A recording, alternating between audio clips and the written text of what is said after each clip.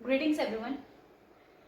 Today we will start about the new topic stock and flow. हम लोग अभी एक चैप्टर पढ़ रहे हैं some basic concepts of macro economics. इसमें हमने प्रीवियस क्लास में इन्वेस्टमेंट के बारे में पढ़ा था. आज हम पढ़ेंगे stock and flow. What is stock and what is flow? Stock is that quantity which is measured at a particular point of time. किस पे? एक particular point of time. That means एक particular fixed date पे. Suppose take the example that on January 1st 2020 हमारा bank में account में इतना balance है, तो that is a stock because we are measuring at a particular point of time. But what is flow? Flow is a quantity which is measured over a specified period of time. This is the main difference between the stock and the flow. That means जो stock होता है it is a quantity which is measured at a particular point of time and flow is a quantity which is measured over a specified period of time. यानी कि period of time क्या हो सकता है? hour, a day, per hour, per month, per quarterly, per week. तो ये क्या होगा? ये period होगा. period में आपका per hour आ सकता है, per week आ सकता है, per month, पर डे. ये सब क्या होता है? पर्टिकुलर पीरियड ऑफ टाइम, यानी कि period, specified period of time पे.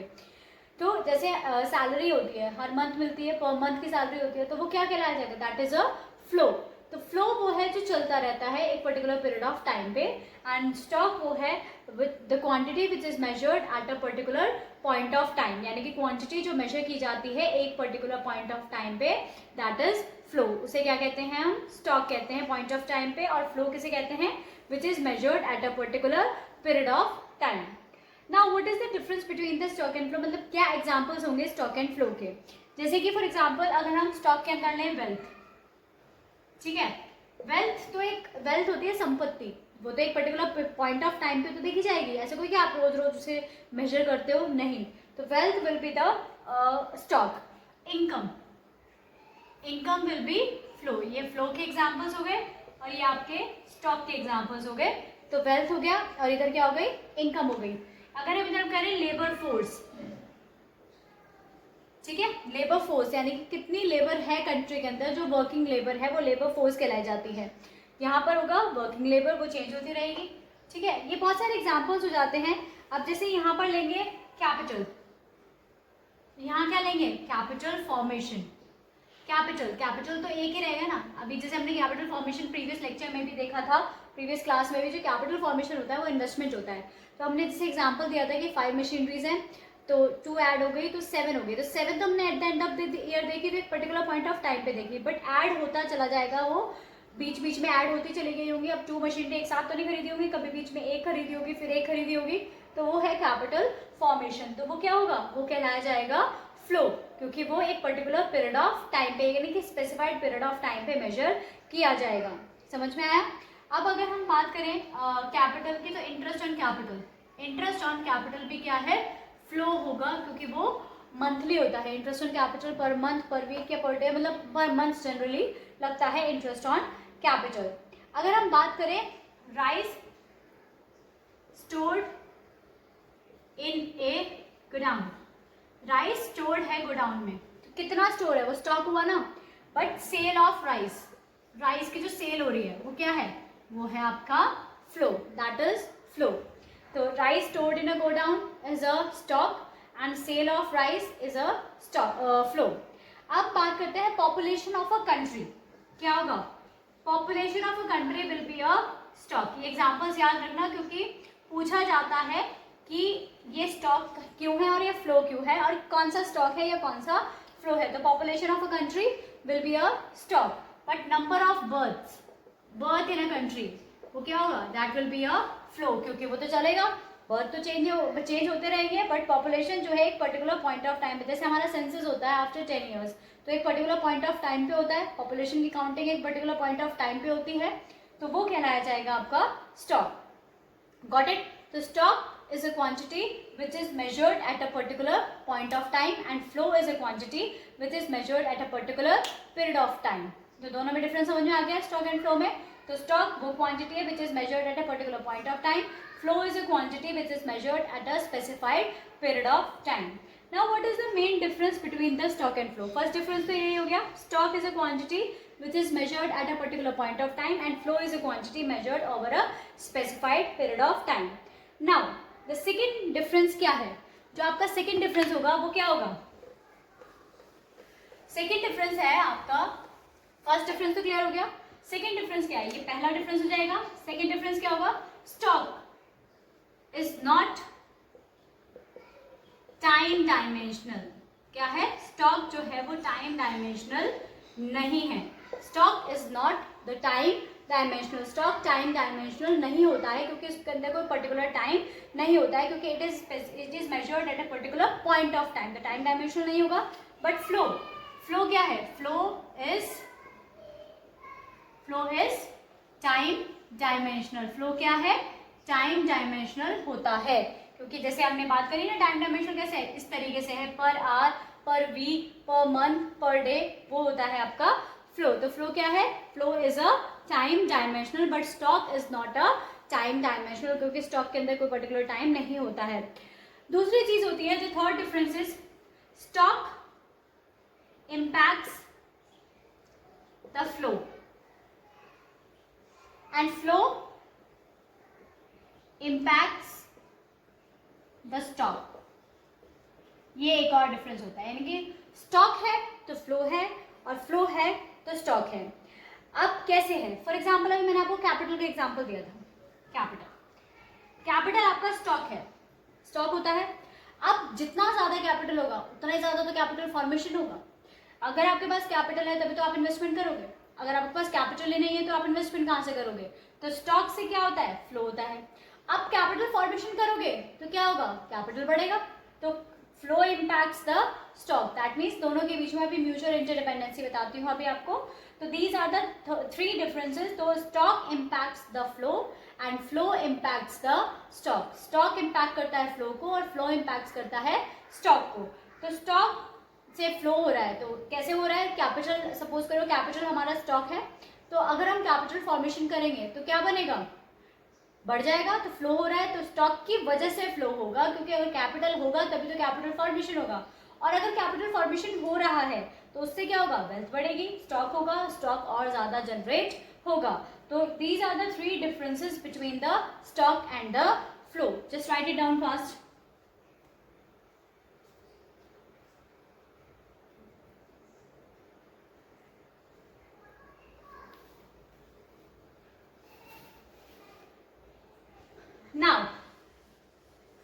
Now we will discuss about the mutual dependence between the stock and the flow. What is the मतलब mutual dependence क्या होता है mutual dependence between stock and flow. Mutual dependence between the stock and flow. क्या होता है कि stock, अभी हमने बात करी ना, stock impacts the flow and flow impacts the stock. तो उसी तरीके से कि दोनों के बीच में म्यूचुअल इंटरडिपेंडेंसी होती है. फॉर एग्जांपल मैं आपको एक एग्जांपल लेकर बताती हूँ कि ये बैंक है, इसमें आपका टोटल डिपॉजिट 10,000 रुपीज है. टोटल डिपॉजिट है आपका, ये टोटल डिपॉजिट, ये आपका डिपॉजिट है. तो ये क्या हुआ? ये क्या है? What is this? स्टॉक और फ्लो. बताइए. डिपॉजिट आप एक ही बार तो देखेंगे कि कितना अकाउंट में डिपॉजिट हो. तो क्या हुआ ये? चल बी द आंसर. यस. क्या है ये? This will be the stock. इसे क्या होगा? स्टॉक होगा. अब हम क्या करते हैं? हम डिपॉजिट करते हैं. डिपॉजिट ₹2000 पर मंथ, इसके अंदर हम डिपॉजिट करते हैं.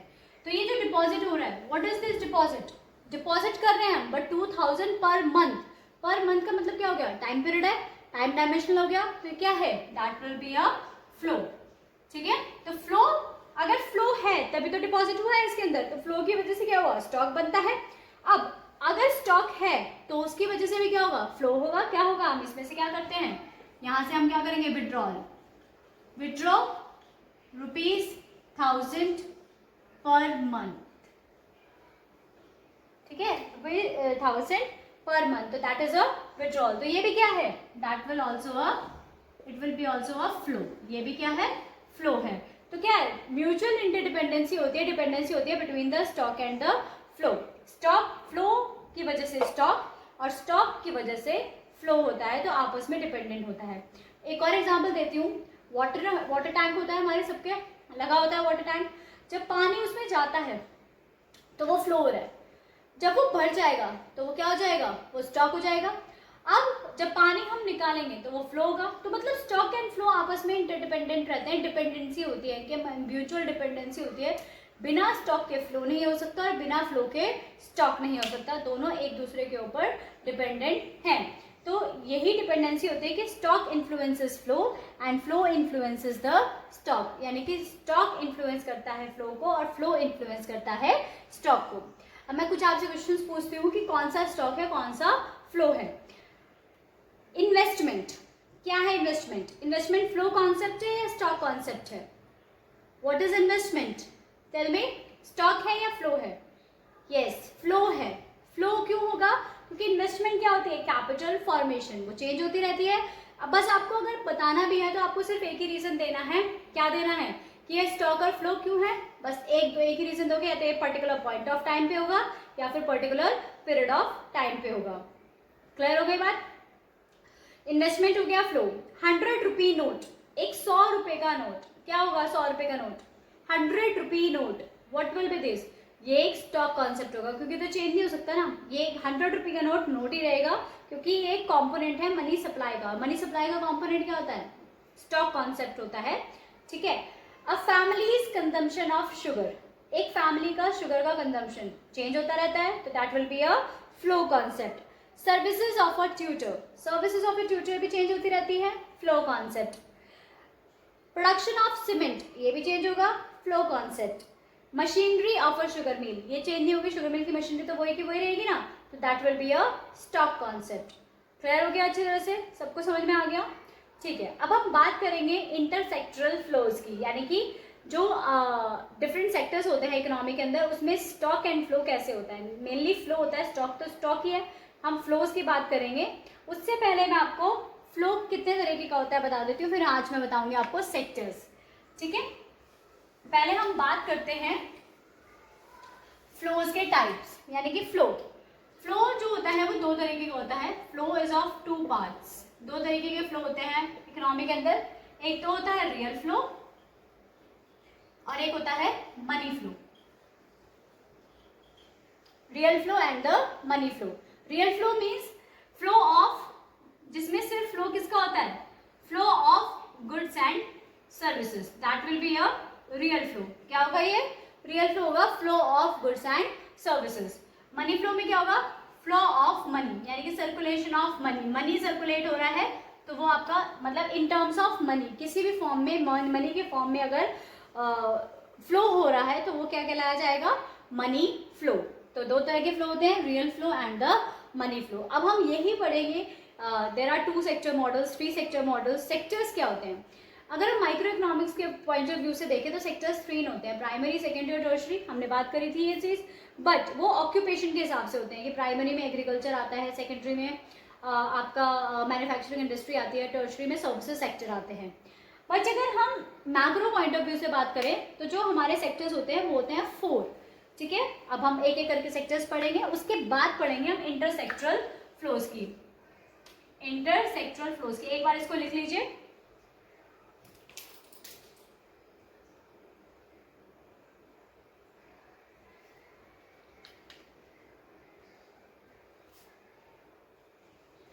यस, अब हम बात करेंगे, there are 4 sectors in the economy. Economy में मैक्रो पॉइंट ऑफ व्यू से, इस बात का ध्यान रखना, हम मैक्रो पॉइंट ऑफ व्यू से बात करें, इकोनॉमी में 4 सेक्टर्स होते हैं। Sectors 4 sectors of the economy, 4 sectors हैं इकोनॉमी में। सबसे पहला, यानी कि from the macro point of view, economy is divided into 4 sectors. मैं बार बार बोल रही हूँ, from the macro point of view economy is divided into 4 sectors. First होता है हमारा कौन सा sector? House hold sector. Second होता है हमारा कौन सा सेक्टर? Producer sector. थर्ड होता है हमारा कौन सा sector? Government sector. And fourth होता है हमारा कौन सा sector? Rest of the world rest of the world sector. ठीक है, ये हमारे 4 सेक्टर्स होते हैं इकोनॉमी के अंदर from the macro point of view. सबसे पहले हम बात करते हैं हाउस होल्ड सेक्टर्स की। बहुत ध्यान से सुनना, ये चारों सेक्टर्स बहुत इंपॉर्टेंट हैं। हाउस होल्ड सेक्टर्स कौन से होते हैं? हाउस होल्ड सेक्टर्स होते हैं, कौन होते हैं ये? They are the owners of factors of production. They are the owners of factors of production. ये ऑनर होते हैं किसके? फैक्टर्स ऑफ प्रोडक्शन के। अब ये फैक्टर्स ऑफ प्रोडक्शन क्या होते हैं? फैक्टर्स ऑफ प्रोडक्शन होते हैं हमारे लैंड, लेबर, कैपिटल और एंटरप्रेन्योरशिप।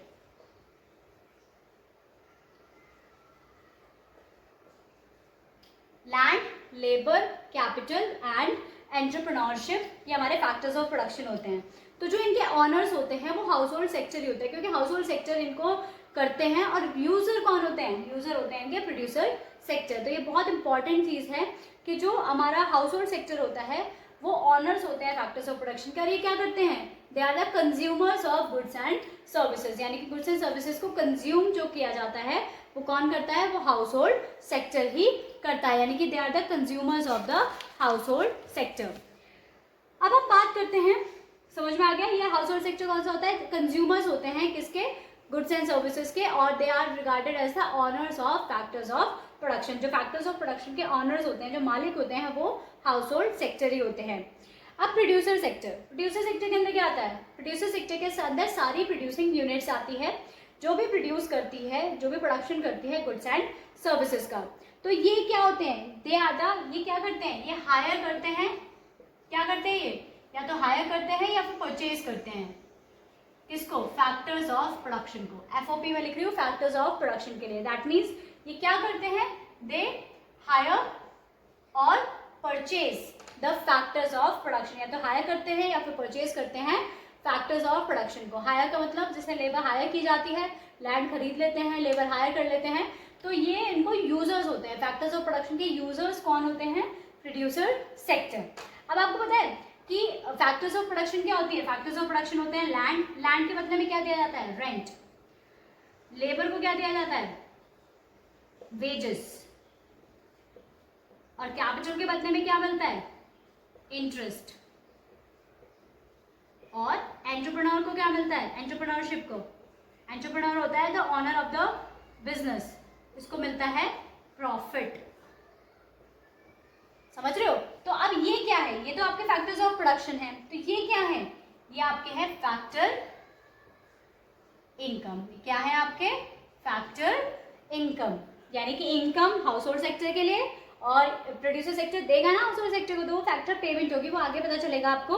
तो प्रोड्यूसर सेक्टर के अंदर क्या है? They are the they hire और purchase the factors of production. इसके अंदर क्या आती है? सारी प्रोड्यूसिंग यूनिट्स आती हैं जो भी प्रोड्यूस करती हैं। अब बात आती है गवर्नमेंट सेक्टर की। इसके अंदर क्या आता है? गवर्नमेंट दो तरीके से काम करती है। गवर्नमेंट एक तो वेलफेयर एजेंसी के रूप में काम करती है, क्योंकि गवर्नमेंट सोशल वेलफेयर देखती है, और गवर्नमेंट एज अ प्रोड्यूसर भी होती है, क्योंकि गवर्नमेंट के कुछ सारे सेक्टर्स होते हैं जो प्रोडक्शन भी करते हैं। ठीक है, तो गवर्नमेंट जो होती है वो वेलफेयर फंक्शंस परफॉर्म करती है, जैसे लॉ एंड ऑर्डर, डिफेंस, ये सारे काम भी गवर्नमेंट करती है। तो वो सारा कुछ गवर्नमेंट सेक्टर के अंदर आता है। Next is the fourth is the rest of the world sector. जो rest of the world sector होता है इसको हम एक्सटर्नल सेक्टर भी बोलते हैं। कौन सा नाम देते हैं इसको? External sector. इसको एक्सटर्नल सेक्टर भी बोला जाता है। अब इसके अंदर क्या आता है? इसके अंदर जो आता है, it includes all such activities which are related to export and import. जिसमें हम एक्सपोर्ट एंड इम्पोर्ट को इंक्लूड करते हैं, वो सारी activities rest of the world sector के अंदर इंक्लूड होती है, क्योंकि इसके अंदर डोमेस्टिक लिंक होता है विद द इंटरनेशनल लिंक। यानी कि डोमेस्टिक जो भी हमारा इकोनॉमी होती है वो किसके साथ लिंक करती है? रेस्ट ऑफ द वर्ल्ड के साथ ही लिंक करती है। तो these are the 4 sectors in the economy. Household sector, जिन्हें हम क्या कहते हैं? Owners of factors of production. Factors of production क्या होते हैं? Land, labour, capital and entrepreneurship. ये जनरली कौन होते हैं? They are the consumers of goods and services. एक होता है हमारा प्रोड्यूसर सेक्टर, जिसके अंदर सारी प्रोड्यूसिंग यूनिट्स आती हैं, जितनी भी प्रोड्यूसिंग यूनिट्स होती हैं वो आती हैं। और थर्ड होता है हमारा, ये होते हैं जनरली यूजर्स होते हैं फैक्टर्स ऑफ प्रोडक्शन के। वो क्या करते हैं? या तो हायर करते हैं या फिर परचेज करते हैं। Third is the government sector. Government sector कौन सा सेक्टर होता है? जिसके अंदर गवर्नमेंट एज ए या तो प्रोड्यूसर होती है या फिर एज ए एजेंट होती है, वेलफेयर एजेंसी का काम करती है, वेलफेयर का काम करती है। Fourth is the rest of the world sector. ये वो सेक्टर होता है जिसमें सारी एक्टिविटीज इंक्लूड होती हैं which are related to export and the import. मतलब इसमें जो कैपिटल फ्लो करता है वो between the domestic economy and the rest of the world के साथ करता है। समझ में आया? अच्छे से क्लियर हो गया? तो आज हम यहीं तक छोड़ते हैं इसको। उसके बाद जो मैं नेक्स्ट टॉपिक पढ़ाऊंगी वो पढ़ाऊंगी इंटरसेक्टरल फ्लोज। वेरी इंपॉर्टेंट है, इसको यहाँ तक ध्यान से देखना कि हाँ कितने सेक्टर्स होते हैं, इसको पढ़ना बहुत अच्छी तरीके से, क्योंकि जब आपको ये समझ में आ जाएगा तभी आपको नेक्स्ट टॉपिक क्लियर होगा। फ्लो के दोनों टाइप्स पढ़ के रखना, real flow and the money flow. जब नेक्स्ट क्लास होगी then I will discuss about the intersectoral flows, यानी कि जो ये डिफरेंट सेक्टर्स हैं इनके बीच में किस तरह का फ्लो होता है, किस तरीके से ट्रांजेक्शन की जाती है। समझ में आ गया अच्छी तरह से? यहाँ तक करके रखना, ठीक है? Good bye.